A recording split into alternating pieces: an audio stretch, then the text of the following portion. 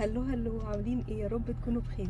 انا اليومين دول مش عارفه اشتغل خالص وما عنديش الشغف زي ما بيقولوا كده. فقررت ان انا اخدكم كده معايا زي فلوج ستايل. هنخرج، هروح كافيه الاول وبعد كده وبعد كده ايه وبعد كده هروح مكتبة اشتري حبة الوان، وهاخدكم كمان معايا في مكتبة اللي هي بوك ستور، يعني مش بوك ستور، لايبرري. علشان انا قلت لكم بقرا على فان جوخ اليومين دول، وهرسم ال وهرسم اللوحة بتاعته.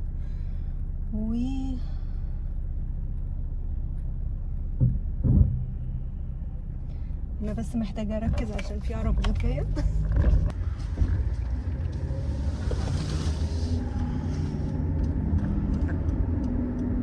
وبرسم اللوحة بتاعته اللي هي الستاري نايت. فمحتاجة اقرا عنها ومحتاجة اقرا عنه واعرف اكتر، بجد يعني عرفت عنه معلومات كتير جدا. ويلا بينا.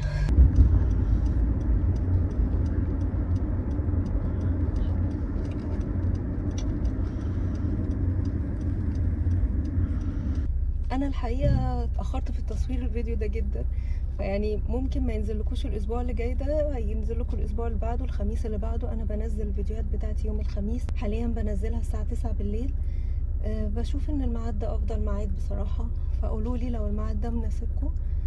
9 بالليل بتوقيت مصر، فلو الميعاد ده حلو ومناسبكم تمام، لو مش مناسبكم قولوا لي برضو.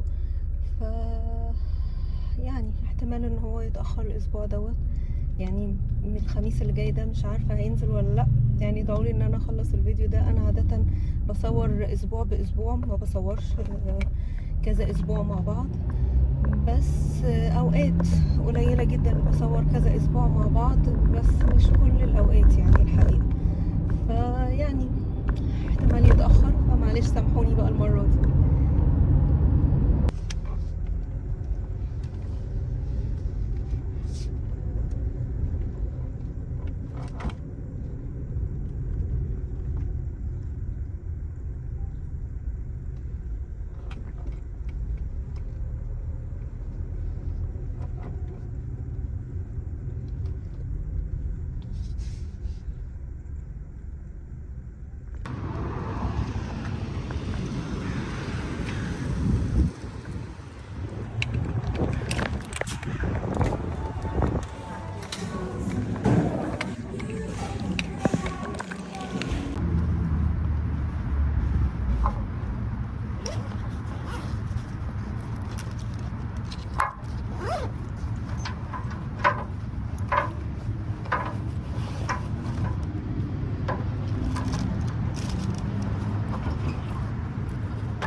اشتريت 2 مكرون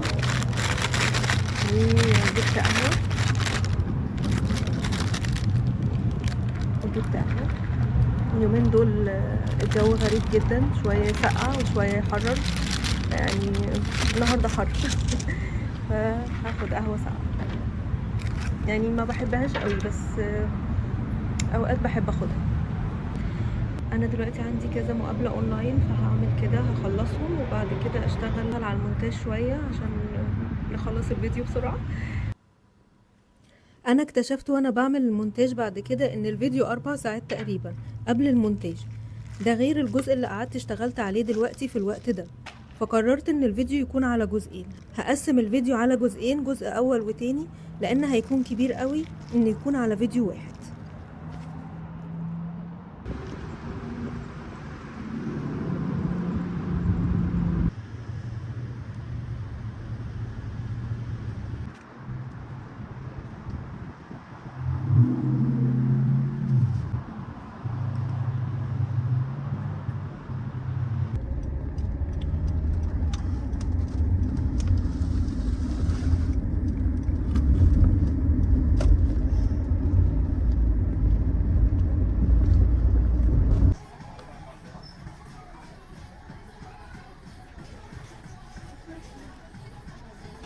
رحت اجيب الالوان بس للاسف ما لقيتش اللي انا عاوزاه. وكمان لما جيت اروح على المكتبة مع الاولاد افتكرت ان النهاردة الحد والمكتبة مقفولة، علشان كده اخدت الولاد ورحت على اي بارك يلعبوا شوية. انا الولاد بيحبوا يلعبوا باسكت فجبتهم الجنينة يقعدوا يلعبوا باسكت شوية. انا ماليش في الباسكت الحقيقة يعني، فقاعدة بتفرج عليهم بس. ممكن اخدهم يتمشوا شوية يعني، انا ليا في التمشية بس مش اكتر من كده يعني، فممكن اخدهم ونتمشى شوية مع بعض.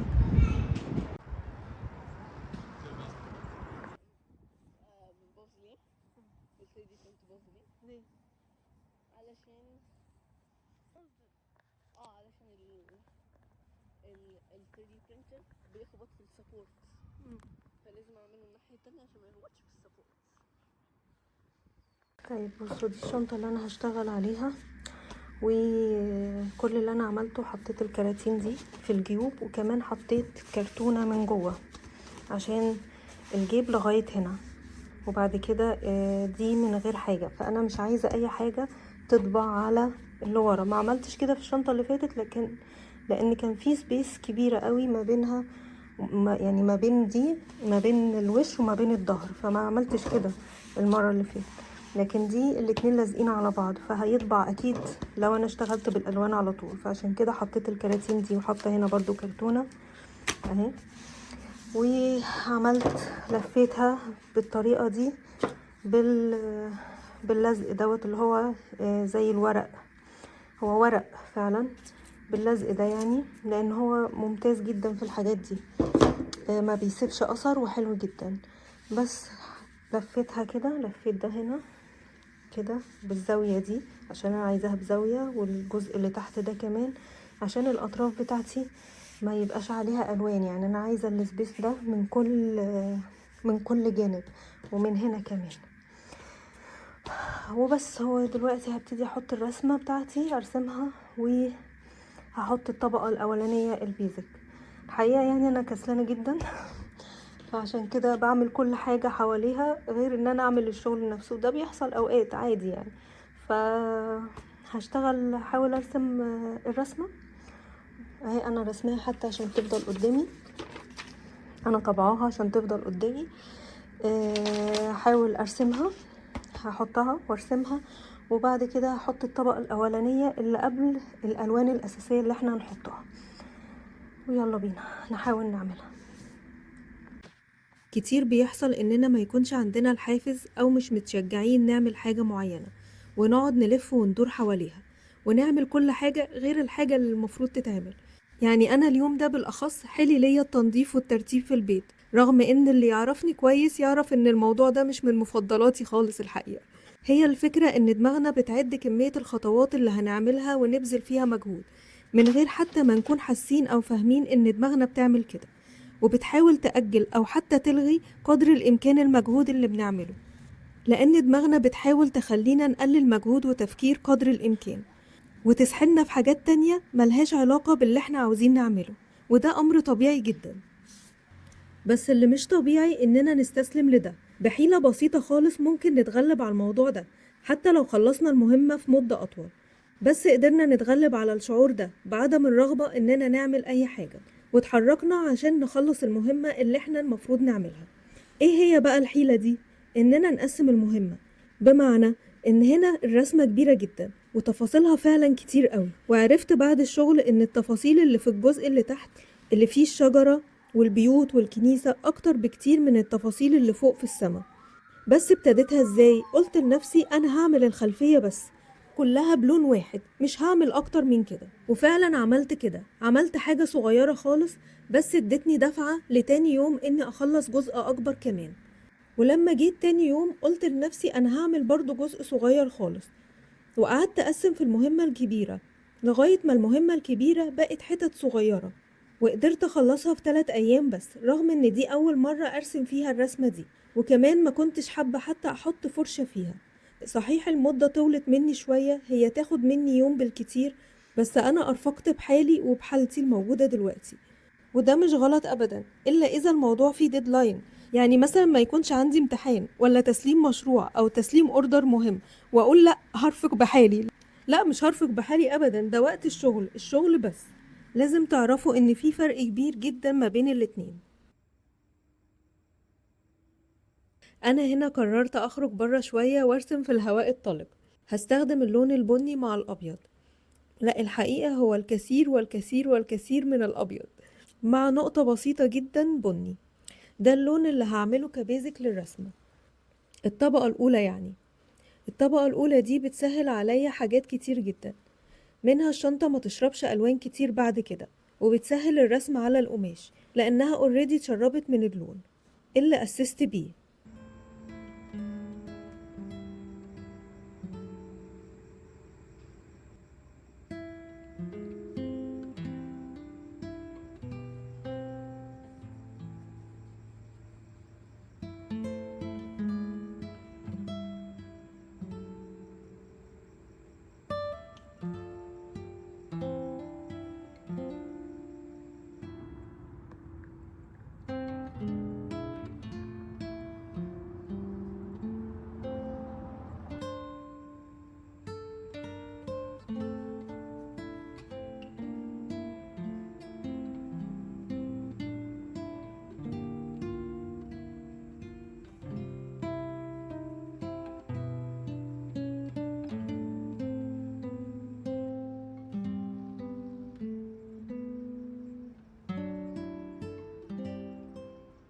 كانت فكرة جميلة جدا اني اخرج ارسم برا البيت بالليل، ومش لازم نخرج برا البيت يعني، ممكن في البلكونة.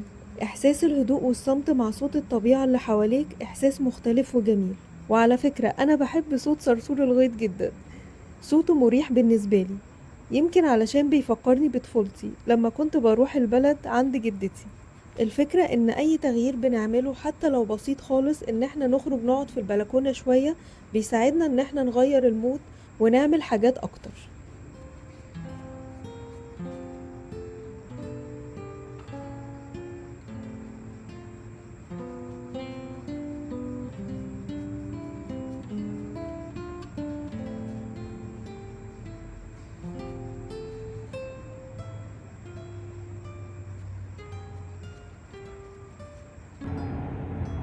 القمر اختفى بين الغيوم، بس المنظر رهيب الحقيقة.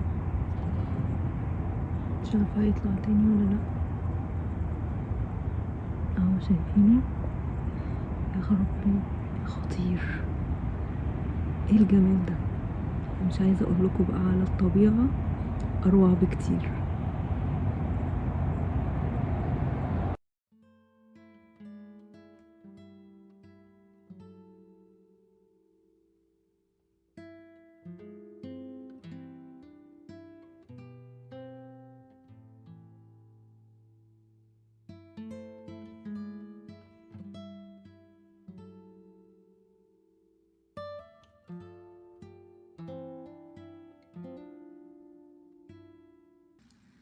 صباح الخير، هنبتدي بقى شغل الجد. انا دلوقتي طلعت الصورة ورسمتها عندي. طبعا رسمتها بس انا يعني بوظت هنا، يعني ما كانتش مظبوطة قوي، يعني عدلت حاجات كنت محتاجة اعدلها واظبطها، يعني هنا وهنا، بس اتس اوكي، طلعت معايا في الاخر. طلعت الصورة قدامي عشان اشوف الالوان واشوف التدخلات وتبقى واقعية قدامي. ودي الالوان اللي احنا هنستعملها. لو عندنا الازرق الغامق ده ببساطة ممكن نجيب كل الدرجات بتاعته من الابيض، بس انا اوريدي عندي الدرجات، فعشان كده مش هطلع درجاته يعني. والابيض مهم عشان كده، الابيض بيديني كل الدرجات الفاتحة بتاعة اللون، اي لون بقى. والاسود العكس، هيديني الدرجات الاغمق، يعني انا لو عايزة اغمق من الازرق ده هحط عليه اسود، طبعا بالنسب، برضو النسب مهمة جدا في الموضوع ده. وهنستخدم الاصفر ده، وده كان عندي برضو، هو ده مش اساسي برضو خالص، مش اساسي اطلاقا. بس انا حاسة انه ممكن اديله ضي، يعني خلينا متفقين ان احنا بنقلد، فمش هيجرى حاجة لو القمر ادينا له ضي اصفر، يعني هجرب بس مش اكيد ان انا هحطه، يعني هيبقى على حسب احساسي وانا شغالة. بس هو ده الاصفر الاساسي اللي معانا، فهي دي الدرجات. انتوا ممكن تاخدوا منها سكرين شوت لو انتوا حابين، هي دي الدرجات اللي احنا هنستعملها. بس هو الفرش هستعمل الفرشة دي، انا مش عارفة هتشوفوها ازاي، لا مش باينة خالص، استنوا خلوني اظبطها.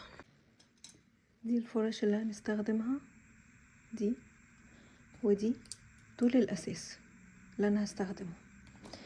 كمان ممكن استعمل دي لو في مساحة كبيرة شوية، وممكن استعمل دول لو المساحة اصغر، بس مش اساسي.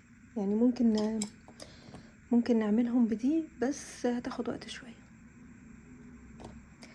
وكمان اصغر بالت ممكن حد يستعملها، انا بستعملها عادي جدا. اي حاجة عندكم. انا كنت في الاول بستعمل اطباق صيني، فمش لازم البلت. يعني شوفوا اي طبق صيني عندكم واستعملوه. استعملوا الحاجات المتاحة عندكم، دي اهم حاجة. انا امبارح كان محتاج تنظيف فنضفته تنظيفة محترمة، وهستعمله تاني دلوقتي. بس كده. انا دلوقتي شغلت برنامج الدحيح عشان هو بيسرد قصة فان جوخ بطريقة كويسة، فبسمعه. وكمان وهشتغل على اللوحة، عشان في نقطتين مهمين نتكلم معاكم فيها وقت ما برسم. مهمين جدا، يعني مش نقطتين، او يعني هما زي حكمة كده الواحد طلع بيها من قصته، فهنتكلم ونرغي فيهم واحنا بنرسم اللوحة بتاعته. طيب قبل ما نبتدي، هنا في تداخلات الالوان ما بين اللبني الفاتح والغامق والابيض. شايفين التدرجات دي؟ علشان اسهل على نفسنا هدي طبقة في الاول عشان اعملها بطريقة سهلة جدا معاكم. هدي طبقة في الاول اللون ده اللي هو الوسط، اللي هو تقريبا ده. هدي دوت طبقة في الاول، وبعد كده هبتدي اشتغل على ضربات الفرشة اللي بالشكل ده علشان نسهل على نفسنا. انا بحاول اعملها معاكم باقصى طريقة ممكن تكون سهلة، فهنحاول نجربها بالطريقة دي ونعملها مع بعض. تعالوا يلا. انا في الاول هحدد مكان النجوم والقمر. اسهل طريقة تعملوا بيها دايرة انكم تلفوا الفرشة حوالين نفسها، وبعد كده تملوا الدايرة باللون الابيض، وبس كده.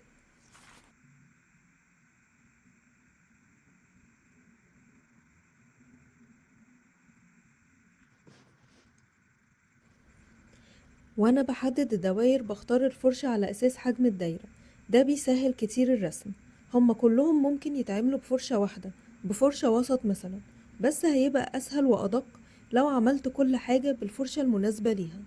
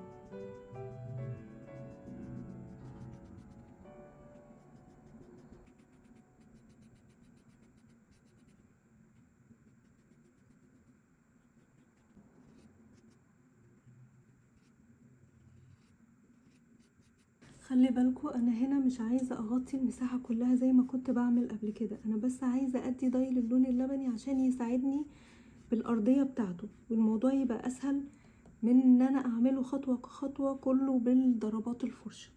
وبصراحة مش عايزة ابتدي ضربات الفرشة في جزء جزء، عايزة كله يبقى طابع واحد. فعشان كده هخلصها، يا اما هعملها كلها يا اما ما اعملها. يعني لازم اعملها كلها بضربات الفرشة مرة واحدة، وعشان كده هدي اللون الازرق في الاول.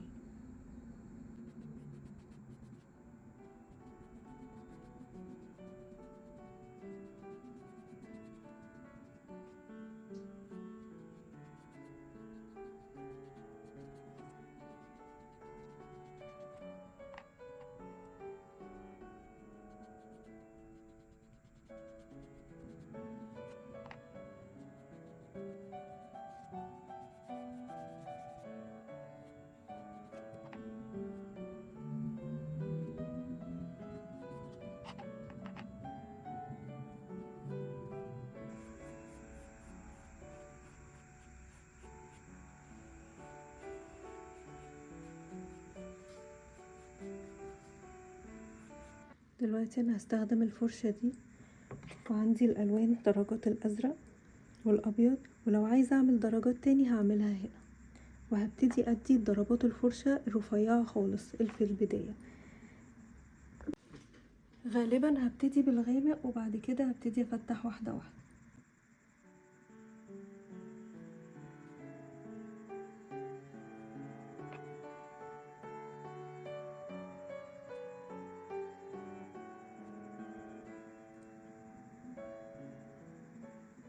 خلي بالكوا ضربات الفرشة بتمشي في اتجاه الهواء او في اتجاه الرسمة اللي احنا رسمينها، واحنا رسمينها كده فاحنا هنعملها كده. حتى النجوم هنلف حواليها بضربات الفرشة. يبقى الخطوات كالآتي: اللون الوسط هو الأرضية، وبعد كده هنعمل ضربات فرشة باللون الأزرق الغامق، وفوقيها باللون اللبني الفاتح، وآخر طبقة باللون الأبيض.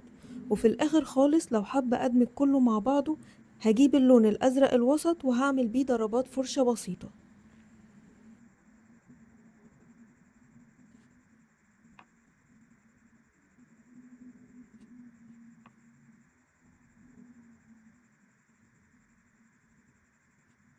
طيب هنبتدي ناخد الفاتح، يعني ما تنضفوش الفرشة، تهيألي يعني مش مفروض انها تبقى نظيفة. هنبتدي نشتغل بيه برضه طبقات على بعض.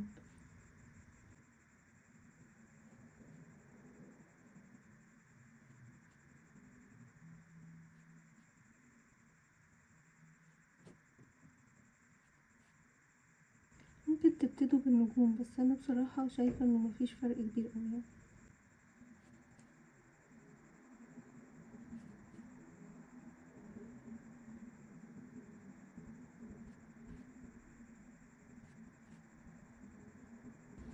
لما تيجي ناحية النجوم حاولوا تلفوا حواليها. قلتلكم عاوزة اتكلم معاكم في حياة فينيسنت، بس انا مش هقول لكم قصته لان قصته كانت مأساوية الحقيقة. بس باختصار، والنقطة اللي عاوزة اركز معاكم عليها هو انه عايش طفولة صعبة جدا بسبب مامته وباباه، وشاف منهم عدم رضا عنه وعن حياته وعن سلوكه، لدرجة ان مامته كانت عاوزة تحرق كل لوحاته بعد رحيله. واللي انقذت اللوحات دي هي مرات اخوه وفاء لجوزها، اللي كان مؤمن بالفن اللي بيقدمه فينيسنت، وكمان كان داعم ليه جدا. تقريبا هو الوحيد اللي كان بيدعمه. وده اللي عاوز اتكلم معاكم فيه، وحابة اعرف رأيكم في التعليقات. احنا في حياة اولادنا مش هنقدر نغير مستقبلهم واللي حابين يوصلوا له، بس الاكيد هنقدر نغير في نفسيتهم وثقتهم بنفسهم وحبهم للحياة وقدرتهم على المواجهة والصمود قدام صعوبات الحياة والتحديات اللي بيقابلوها. كل ما نساند أولادنا وندعمهم حتى لو أفكارهم وأسلوبهم مش منطقيين قوي بالنسبة لنا، بس إننا نساندهم ونخليهم يختبروا بنفسهم، إحنا بنديهم خبرات في الحياة، وفي نفس الوقت مش سايبينهم، إحنا بنبقى جنبهم ومعاهم ومساندينهم علشان لو وقعوا يلاقوا الدعم، مش بمجرد إنهم وقعوا ومقدروش ينجحوا يبتدي اللوم ينزل عليهم. أنا قلتلك ما تعملش كده، أنا قلت من الأول ده بلاشه. أديك عرفت بنفسك علشان تسمع كلامي من الأول. كلمات كتير بنوجهها لأولادنا وبنلوم عليهم عشان ما سمعوش كلامنا. احنا مش عاوزين ولادنا يسمعوا كلامنا خوف من التجربة وخوف من النتيجة. احنا عاوزين ولادنا يسمعونا ثقة فينا وثقة في رأينا، ونناقشهم ونتكلم معاهم، مش منتظرين انهم يسمعوا الكلام. ولو قرروا يجربوا حاجة عكس اللي احنا عاوزينه ما يبقوش خايفين يصرحونا بيها، لأ، ده هم هييجوا ويقولولنا علشان عارفين وواثقين ومتأكدين إننا هنبقى جنبهم وفي ظهرهم وداعمين ليهم. سمعت مقولة حلوة جدا بتقول: انت عايش دلوقتي في ماضي أولادك، فاصنع ذكرى حلوة يفتكروك بيها دايما. وبصراحة عايزة أتكلم معاكم في حاجة كمان، بس هخليها للفيديو الجاي. بس هسألكوا سؤال فكروا فيه معايا لغاية ما نتقابل مع بعض الفيديو الجاي. هل أي حد في الدنيا مهما كان قربه منك يقدر يغير مستقبلك؟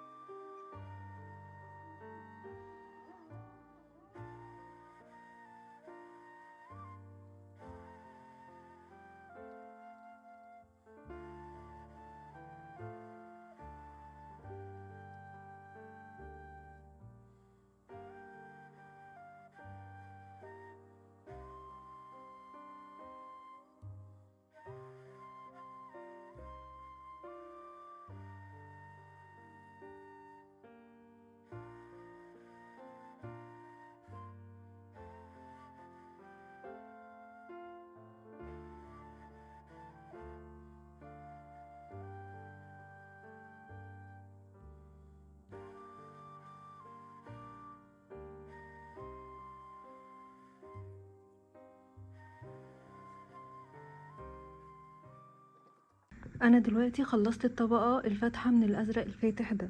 هبتدي دلوقتي احط الابيض، وبعد ما اخلص الابيض بالازرق الوسط ده هبتدي اشوف الاماكن اللي انا عاوزة اعمل لها دمج اكتر او عاوزة ادخلهم في بعض اكتر، وهعملها باللون ده. انا دايما ببص للصورة الاصلية، دايما مخليها قدامي وبعمل الالوان زي ما انا حساها.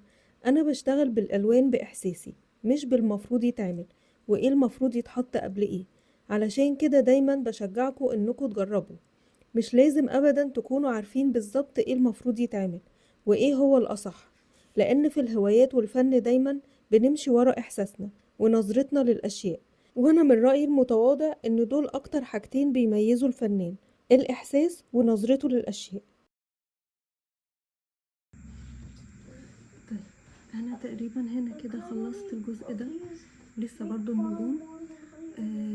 هبتدي في ده الجزء ده هيبقى الأبيض، يعني هبتدي بالأبيض. أنا ابتديت هنا بالكحلي، هعمل العكس، هبتدي بالأبيض، لأن انتوا لو لاحظتوا الصورة الأصلية الجزء ده فاتح أكتر من ده، والفرق الدرجات باين جدا، عشان كده هبتدي هنا بالأبيض.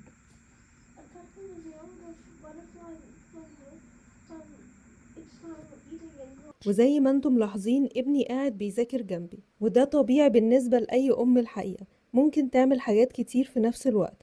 أنا حبيت أسيب المقطع ده لأنه طبيعي جدا بالنسبة لأي أم، بس رغم كل الالتزامات اللي عندنا ده مش هيمنعنا إننا نعمل الحاجات اللي بنحبها ونمارس الهوايات اللي بنعشقها.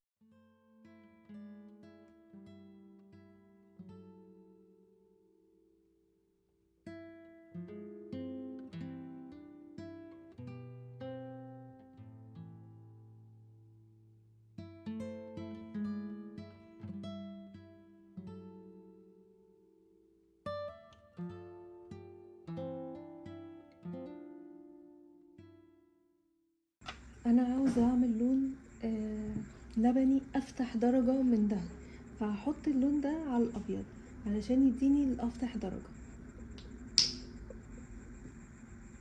حاجه بسيطه خالص.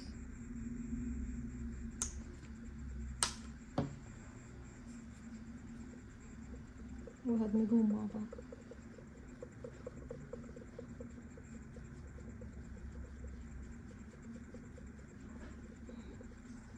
انا اقصد يعني يكون فاتح قوي، اللي هو افتح درجه يعني قرب الابيض اكتر.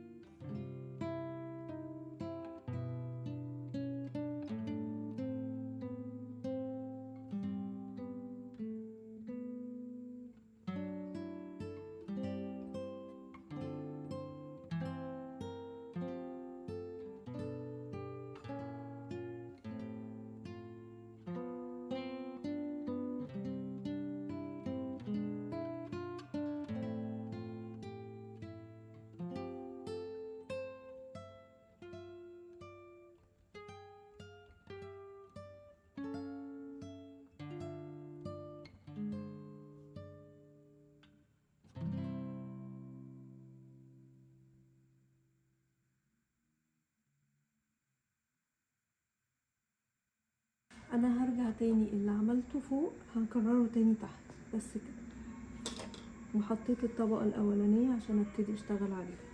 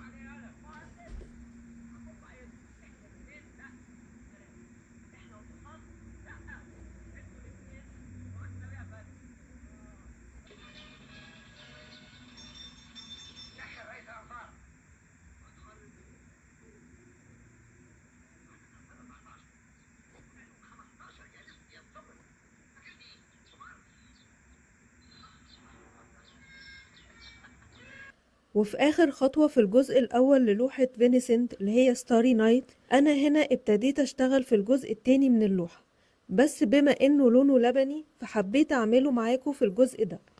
وأنا هنا ابتديت أعمل ضربات للفرشة واخدة كيرف شوية باللون الأبيض في الأول، وبعد كده هشتغل باللون اللبني.